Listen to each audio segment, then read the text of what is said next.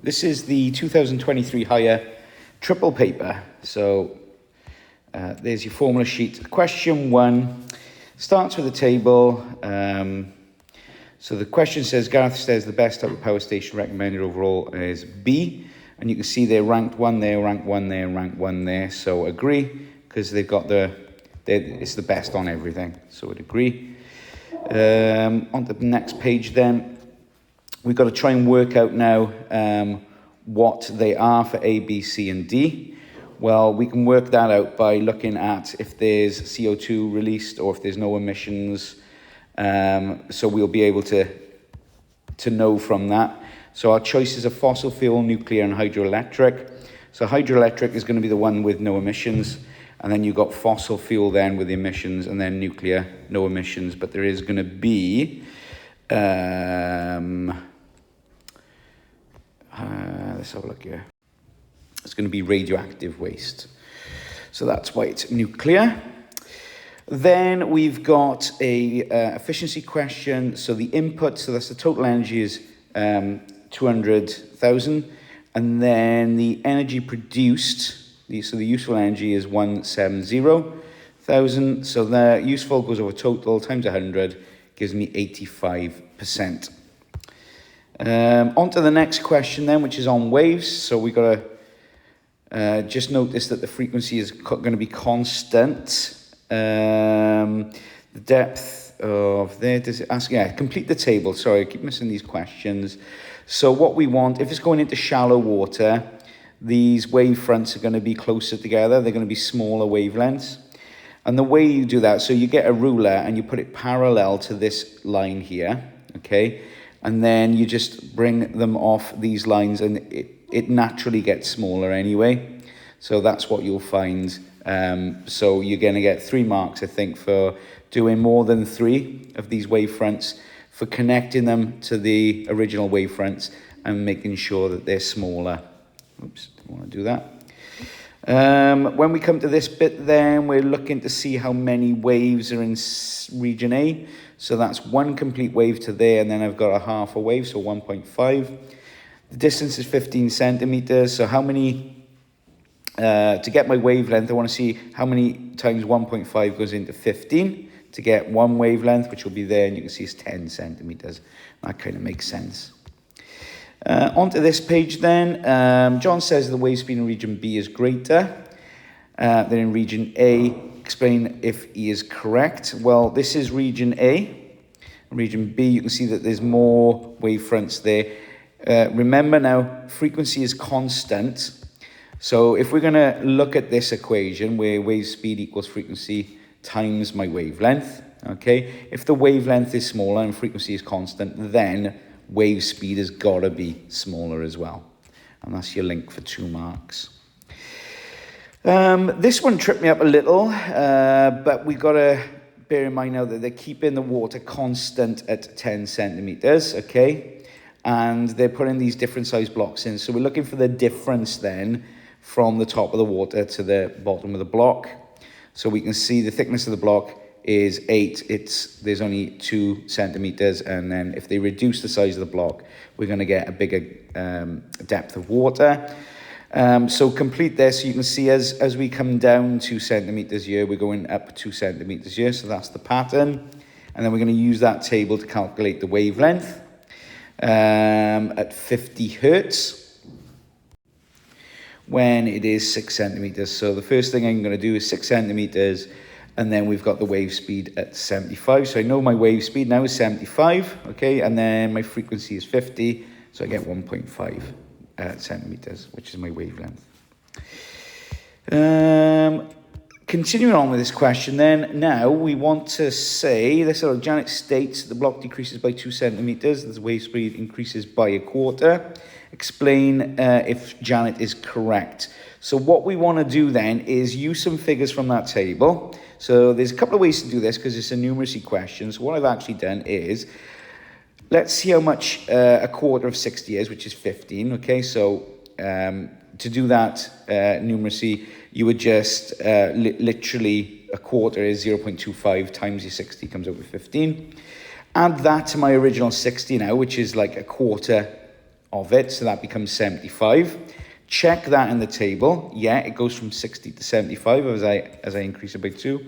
Does it work again? Well, let me have a look. So a quarter of now 75 equals 18.75. When I add that to the 75, increases to 93.75. Well, this one doesn't agree with the one in the table, because the one in the table is 82, okay? So I disagree there. The actual increase to 82, so student is incorrect on that question. Coming down to the 6 marker then, which is question 3. This is your standard heat transfer 6 marker. So you're talking about conduction and convection. I'm not going to go into detail on that because that's fairly self-explanatory, so you can pause the video and read on. But you need to know your conduction, convection, and your radiation, because they pop up in questions like this all the time. Question 4 is on prices of electricity and a bit of payback time, I think. Let's have a look. So what we got here is a lot of information. So highlighters are advised here. So I've got 8 hours at 7 kilowatts. So I've got 7 kilowatts there, home charging rate, and to calculate the 240. So 7 times 8 is going to give me 56, and then I'm going to use that to times, so that's kilowatt hours there. I'm going to use that to times by my cost, which is 30 pence, 1,680, which comes out to £16.80 there. So to recap on that, I got my 8 hours of fully charging. I've got my charging on each unit, so I get 56, and then I times it by my price there. Now, the fuel consumption for a petrol car, so that was an electric car, which costs a little bit more. But we're going to do the fuel car now, which costs a little bit less, which is why we're going to have a look at payback time in just a second. So I'm going to get 15 kilometers for every litre. And it costs that much per litre, and I still need to do 240 kilometers. So if I'm getting 15 kilometers for every litre, I need to see now how many kilometers I can do, or actually how many litres I can get for 240 kilometers. So I'm going to put 15 per litre, all right? It's 15 kilometers for 1 litre, goes into my 240. I'm going to need 16 litres, and I know it's costs £1.60 each litre. So I'm going to times them together to give me £25.60. So I've got two prices there. I've got £16.80, £25.60 I've just worked out. Now we're going to come and have a look now. Both cars are driven. Both cars are driven for 14,400 kilometers per year. Calculate the difference in running costs. So I'm going to use those two figures I just worked out, and I'm going to see the difference in costs. So that's £8.80. And now, that was for 240 kilometers. Let's how many times more is 14,400. So 240 goes into that 60 times. So it's 60 times more of that difference I just worked out. And that comes to 528. Now, these are quite challenging numeracy questions. You can't really teach this. This is kind of using your problem-solving skills. But there's marks to be picked up. Okay, yeah, from these marks, you can pick a lot up just by putting the information down. Calculate the payback time now. So payback time is cost over saving. So the actual cost of the car, it was told us there it was 12,500 to buy. And I've just put 12,000 down. Let's have a look. I think that is because, yes, I've taken the difference in the cost of it to buy, so 2,400, so I haven't shown that really. That's a step I haven't shown, but I've said the extra cost of the car is 12,000, and it's saving me 528 per year, so it's going to take 22.7, which is around, well, we say 23 years then to pay that back if I bought the electric car. Often claim that electric cars are environment friendly, so do you agree or disagree? You could go two ways here, so long as you're justifying your argument. You're still going to need to use electricity for charging, and and that electricity is likely to come from power stations anyway, so it still emits greenhouse gases. So it's not 100% clean.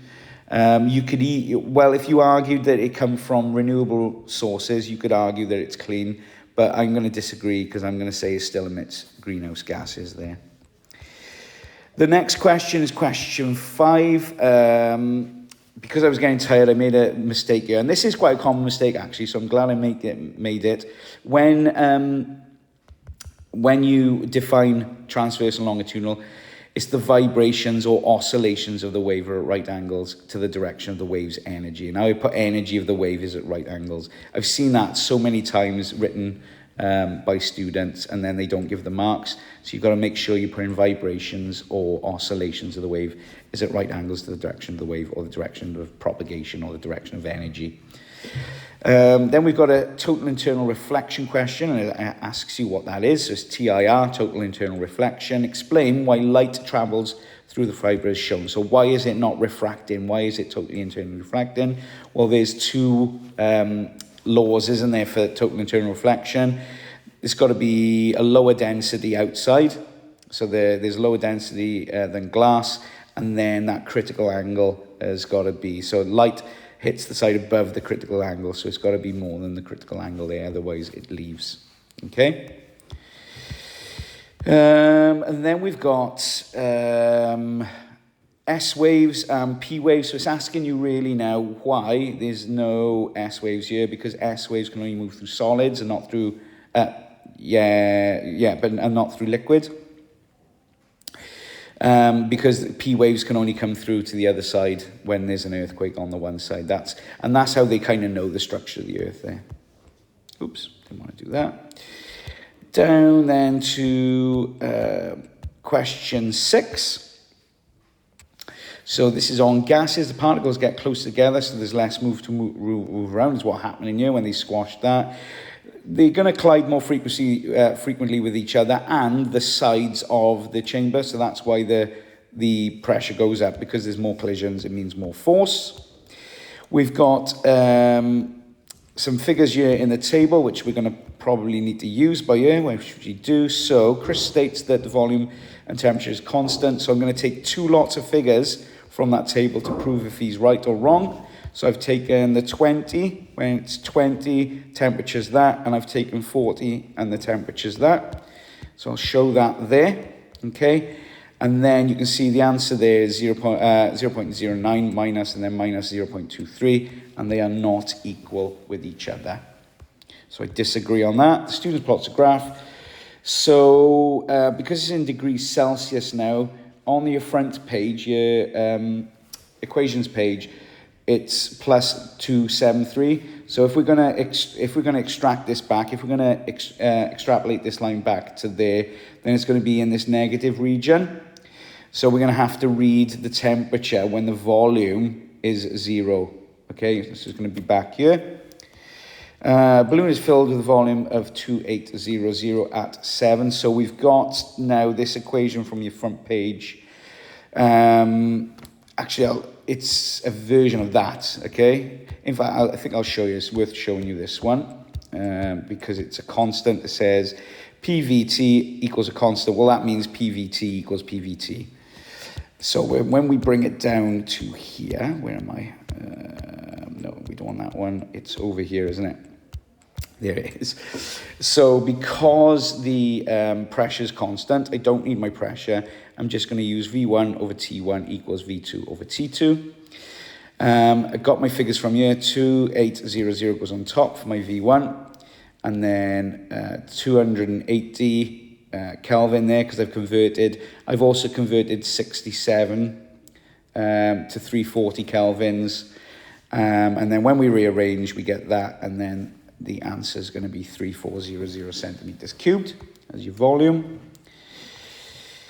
On to the question 7 then. We've got to draw an ammeter and a voltmeter. So make sure your ammeter is in series, your voltmeter is in parallel over the component that it's measuring. We've got a bunch of data to graph. And when we graph it, it looks like that. Make sure your curve is nice and straight and there's no airy or fluffy lines to get your 3 marks. Is it worth 3 marks? No, it's only worth 2 marks there. Oh, now, it says that the other resistor remains at 40 ohms and calculate the voltage across the terminals. Now, there's an easy way and a hard way to do this. I've done it the hard way, and then I'll show you the easy way. But I'll show you the hard way because sometimes it's the best way because there's more of an understanding. So what I want is get the resistor of the thermistor, the resistance of the thermistor. Well, I can get that from the graph. So it's got to be at 100 degrees. There's 100 degrees, so I've got it at 40. So I've got 2 resistors now. One is 40 and the other one is 40. So total resistance in a series circuit is going to be 40 plus 40. That gives me 80 ohms in total. Let's work out my current in the circuit then. Well, there's 12 volts and I've got 80 ohms, so that gives me 0.15 amps. And now I can work out my voltage because voltage equals current times resistance. I plug those back in, I get 6 volts. Alternatively, if you know that they're both 40, and this can only happen when these are identical. If they're both 40 and 40, and I've got 12 there, because voltage is split in a series circuit, I can say, well, 6 volts goes there and 6 volts goes there. You can't always do that, though, because if this was 60 and that was 40, you'd have to do it my first method. Okay, you'd have to add these total resistances up to get your total resistance, which is why I did it like this. But you could get marks for saying voltage is shared equally. So 2 into 12 is 6. We've got another 2 pages on this now. Tom says temperature increases, the current increase, explain if you agree. So now I'm literally just reading the graph. So I'm saying as temperature increases, resistance of the thermistor decreases, which it is. So the total resistance must decrease. Therefore, the current is going to increase. If the resistance goes down, current goes up. So I actually agree with our Tom there. The lamp has a power of 3 watts and 12 volts. So we're going to use, for 3 marks, 2 equations to calculate resistance. So I've gone in a 2-step process. P equals IV. So and by the way, just put in the numbers in without rearranging will get you one of those marks. So my power is 3, my I don't know, my 12 is voltage. Rearranged 0.25 amps. And then I've used my V equals IR to get 48 there. I think actually, when we look at your equations, have you got... No, you haven't. Okay, it was just the A level that has that then. Oh, yeah, you still need current there anyway. Yeah, no, so that's the way you'd have to do it. Last question then. Oh no, we got one more bit. I've done that, haven't I? One more bit. So the switch is now closed. Explain why, without calculation, what happens to total resistance of the circuit. Oops, didn't want to do that. So let's have a look at this circuit. The switch is now closed. On this one. So they become parallel now, okay? So if the switch is closed, that becomes parallel. So what do we know about parallel? The resistance is going to go down. So there is another path of the current. If the parallel resistance is lower, so the total resistance is lower in the circuit, if that resistance goes down. Okay, very last question then. This one is on our favourite subject, electromagnets. So for 4 marks, you should be familiar with this prac. So we're going to set up the apparatus with 100. It's usually, you can pick how many turns actually. It doesn't matter how many turns you use, but it's usually 100, and we start with 20 on the secondary one. And then we're going to keep that voltage constant, and that's really important. Either 3 volts or 6 volts would be fine, but it needs to be a reasonable voltage, not like 12,000 volts or anything like that. We're going to start measuring the secondary voltage, and then we're going to start changing the number of coils on the secondary coil. But we're going to keep that first coil constant so we can work out. It's a version of this equation coming up. So that's what we're doing. We're keeping the voltage the same, and we're changing the number of turns in the coil. Explain why transformers only charge AC voltages. Well, AC is an alternating current magnet. It creates an alternating current magnetic field, which is required to induce that voltage or the current in the secondary coil. Explain how step-up transformers, well, they're going to increase the voltage to reduce the current, and it's linked with your power equation there, because the high current is going to lose energy as heat over the overhead cables there. And then we've got a really nice question to finish with. We've got voltage, oops, wrong button.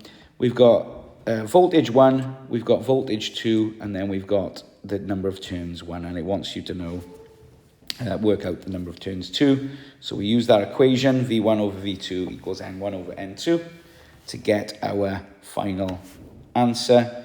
Once we do that, we get 30 in your calculator. So I hope you've got something from this. As always, if you didn't understand anything that I've just been through, because I go through it quite quick, see your teacher. It's really important. Good luck.